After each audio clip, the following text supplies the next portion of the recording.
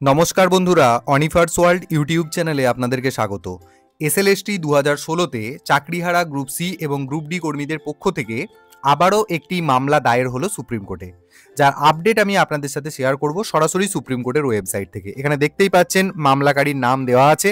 তো এখানে ভিউ অপশানে যদি আমরা ক্লিক করি তাহলে এখানে টোটাল কেস ডিটেলটা আসবে। দেখুন এখানে ডায়েরি নম্বর মেনশন করা আছে 60-819/2025 Sudip Porel versus state of West Bengal. এবার এখানে ডায়েরি নম্বর, তার পাশে দেখুন ফাইল্ড অন 18/10/2025 অর্থাৎ 18ই অক্টোবর 2025 বিকেল 4:57 এই মামলাটি কিন্তু দায়ের করা হয়। দেখুন কেস নাম্বার কিউরেটিভ পিটিশন কেবলমাত্র লেখা আছে, কিন্তু এখানে কোনো কেস নাম্বার এখনো মেনশন করা হয়নি। এরপরে আমরা যে ডিটেলসগুলো দেখি, ধরুন এখানে স্টেজ বা স্টেটাস কত নম্বর সিরিয়ালে লিস্টেড হয়েছে, এসব কিন্তু আপাতত থাকবে না, কারণ এই সবেমাত্র মামলাটি জাস্ট দায়ের করা হয়েছে। তো এখানে কিউরেটিভ পিটিশনটা কি, এই প্রথমবার গ্রুপ সি এবং গ্রুপ ডি কর্মীদের পক্ষ থেকে কিন্তু এই কিউরেটিভ পিটিশন করা হলো।